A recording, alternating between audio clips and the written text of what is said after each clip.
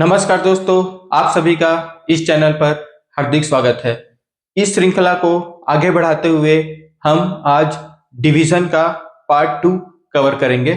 इसमें हम 3 डिजिट वाले नंबर का डिवीजन देखेंगे। तो चलो स्टार्ट करते हैं। हमारा नेक्स्ट क्वेश्चन है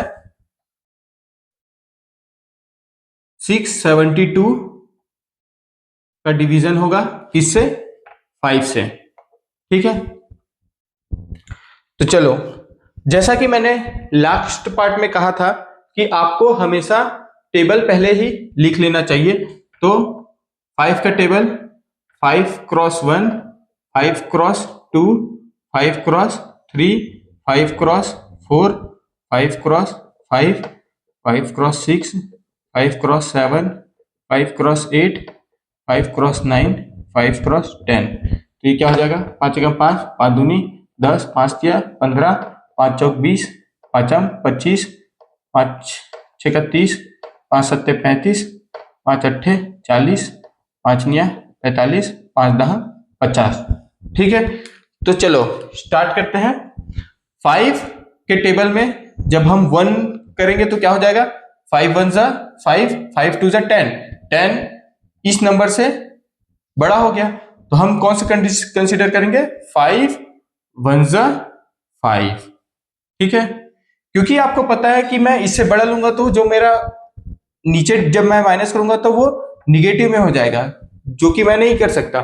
इसलिए आपको उसके इक्वल या उससे छोटे नंबर तक जाना है। तो 6 में 5 गया, कितना आएगा? 1। ठीक है, अब यहां पे 7 को ना डाउन कर लो। ठीक है, अब जब 5 के टेबल में 17 कब आएगा? तो ये 5 3 से 15, 5 4 जा 20। तो अब क्या हो जाएगा? 5 3 जा 15। ठीक है, तो आप जब इसे माइनस करोगे तो 7 में 5 गया 2 और 1 में 1 गया 0। फिर से अब ये आ जाएगा आपका यहाँ पे 2। तो आपका नंबर क्या आया? 22। अब टेबल में देखिए 22 किसके बीच में आएगा? 20 और 25 के बीच में। तो 5 4 जा 20। तो आपका आंसर आ जाएगा, जब ये माइनस करोगे तो 2 और 2 में 2 गया 0। ठीक है, तो इस तरीके से आपने देखा कि अभी जो मैं क्वेश्चन बनाया था उसमें डिविडेंड क्या था? बड़ा है डिवाइजर के नंबर से, तो हम डायरेक्टली एक डिजिट को ले लिए, फर्स्ट डिजिट को। अब जब इक्वल है तब देखेंगे। ठीक है, तो अब हम नेक्स्ट क्वेश्चन लेंगे जिसमें डिविडेंड का फर्स्ट डिजिट और डिवाइजर का डिजिट वो होगा इक्वल। तो चलो नेक्स्ट क्वेश्चन लेते हैं। हमने क्या लिया था? 672 और अब जो होगा वो डिवाइजर 6 होगा। तो जैसा कि मैंने बोला था कि सबसे पहले आपको टेबल लिख लेना है। 6 एकम 6, 6 दूनी 12, 6 तिया 18, 6 चौक 24, 6 पंचे 30, 6 छका 36, 6 सत्ते 42, 6 अट्ठे 48, 6 निया 54, 6 दहा 60। ठीक है, तो टेबल लिख लिए।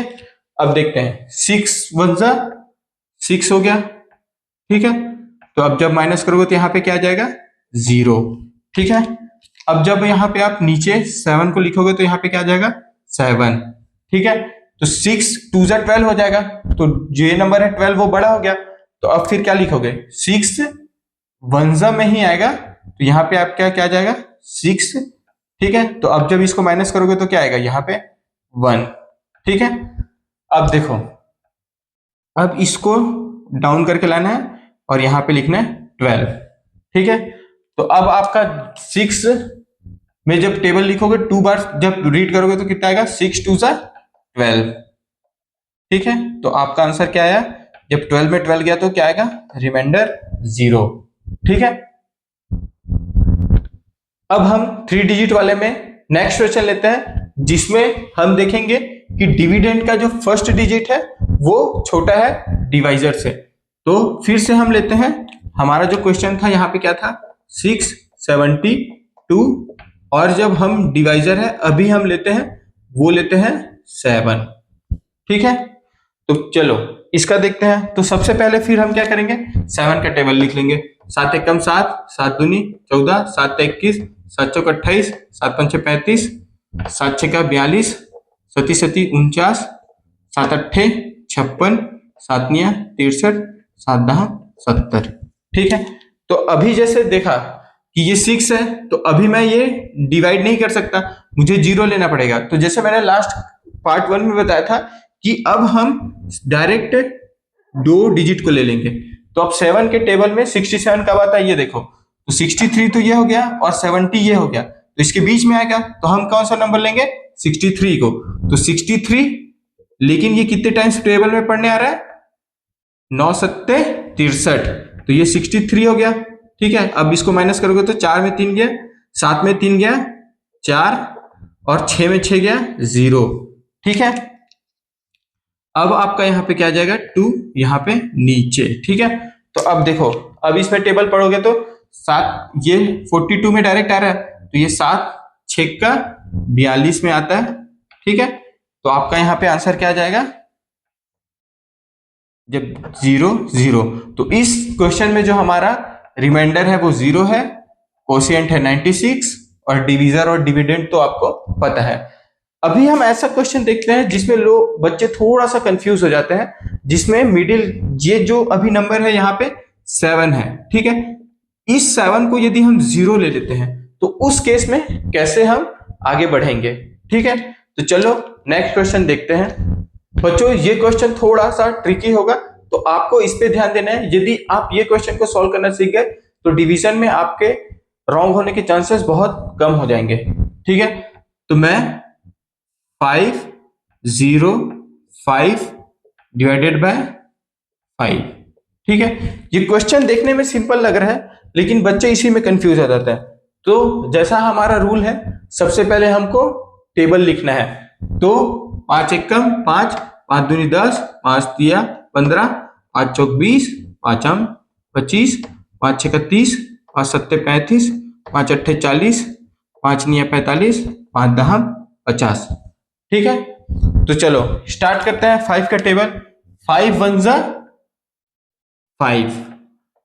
ठीक है, अभी यहां पे ये हुआ कि आपका जो आंसर है 5 में 5 गया 0 हो गया, तो बच्चों को ऐसा लगता है कि ये कंप्लीट हो गया और यहां पे 0 और 5 लिख देते हैं, लेकिन ये आपका रॉन्ग है, ऐसा नहीं करना है।